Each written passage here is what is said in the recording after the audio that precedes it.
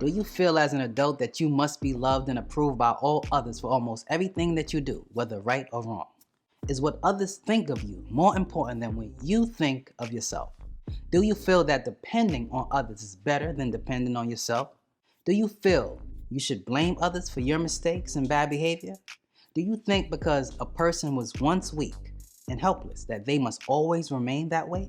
Do you feel that because your parents and society taught you the acceptance of certain traditions, that you should go on accepting them without reasoning?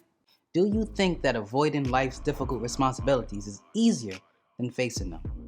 Well, if you answered yes to any of these questions, then perhaps you have symptoms of neurosis. Welcome to Back to the Basics, where you learn facts, hope you embrace it. Watch, like, share, bring in awareness. Watch, like, share, bring in awareness. I'm fearless. Welcome to Back to the Basics, where you learn facts, hope you embrace it. Watch, like, share, bring in awareness. Watch, like, share, bring in. The word neurosis means a mental illness that is not caused by organic disease, involving systems of stress, depression, anxiety, obsession, behavior, and hypochondria, but not a radical loss of touch with reality. The etymological meaning of the word neurosis is a functional derangement arising from disorder of the nervous system. I want you to understand this well. No one is born with neurosis. People are raised by other humans and they teach them to be neurotic. And so it is a consequence of one's upbringing. As a result of one's upbringing, we have all learned to become who we think we are. The conception of who you think you are was planted in your subconscious mind by those who raised you. You see, if you teach a child that they are smart, beautiful, and good, they will grow up with a favorable concept of themselves. And if you teach a child that they are ugly and stupid, they will tend to look at themselves as bad and have a poor self-concept. Our early self-concept is most important, for it tends to set a pattern for adulthood. This, however, does not mean that a child's early concepts will stay with them. They can, in fact, change it for the better or worse, if they will. Self-confidence is like a psychological credit card, and of a far greater value than any card we can carry. When your parents tell you that you can do anything you set your mind upon, that is the kind of motivation a young person needs to build a meaningful life for themselves. Considering we are all in a stage of growth and becoming, young people will discover their weaknesses soon enough without our help. When you see someone who is neurotic, you should give them your sympathy, for it is not their fault.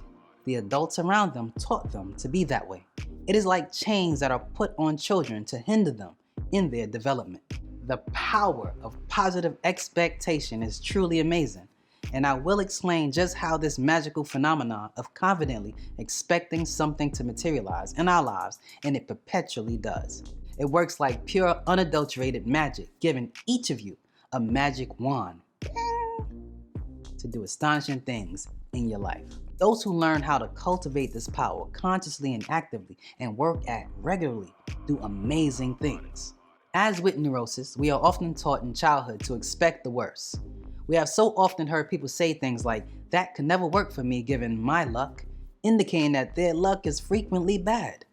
This kind of thinking pushes a person in the mindset of those who play it safe. Many mentally poor people play it safe, and that is why they hardly get what they want. I think it's safe to say that majority of people have a negative outlook toward those life situations with which to an intelligent minority represent unlimited opportunity. This is not to say that positive expectant people do not occasionally lose on their investments. It's just that it doesn't bother them the way it does most people. These types of people face their day with an attitude that expects the best, and that is what they usually get as long as they can maintain that attitude. What others worry about, they confidently expect a successful outcome, and they very often get it. Now, how do they do this? Well, with none other than their own private computer called the brain, which works with the mind. The human brain is a remarkable tool that is far superior and exceeds anything ever built into a machine. You know this because only the brain have the power to absorb and take in information of every kind. We all do this by reading, listening, touching, smelling, and tasting.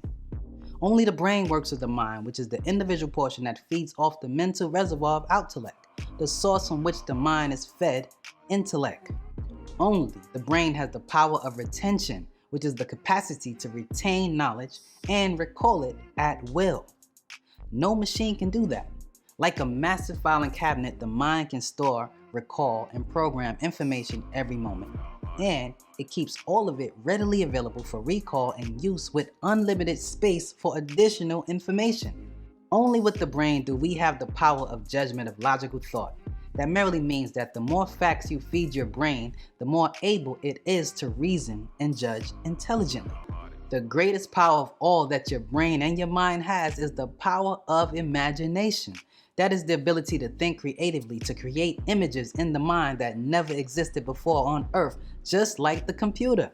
To take all ideas and combine them into new relationships. To dream and think of things that do not now exist in the physical.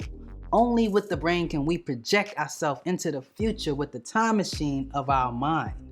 This is the power that makes each individual what they are. Man can create anything with the mind, but can never create anything as great as the mind. Let me speak to you on just how the magic of the mind occurs, so pay attention. You see, before there was a sum, a weight, there was ether, which grew from the material in the mental to become the smallest of material called dots, known to us as matter. In the physical world, these dots are subatomic energies, which form the hydrogen atom, and thus cause the effect of things with a sum or something that can exist and still be categorized as material matter. These dots of matter are classified to us ancients as energy matter or matter energy, known to you as dark matter or dark energy, which are assimilated to your very mind as inactive brain etheric seeds, which you know as neurotransmitters, which are in a condition between the science of something and the science of no thing. What do I mean? Well, thoughts that have not manifested physically are in the state of inactivity, which is nothing, nothingness, no weight, no sum. And when it does materialize, it is in a state of something, something with a sum, for it is activated. And when these neurotransmitters are activated by sparks in a synapse, which is the space in which neurons communicate with each other, a magical, miracle-like action is the result. Thus, creation. I'm Kev Frey, and this is Back to the Basic. Like, share, and subscribe. Facts we stated. You wanna know something? Go back to basics. Mozart trapping was called the Matrix. The world frivolized, yet it's hard to face it. So I spread truth, hope you embrace it.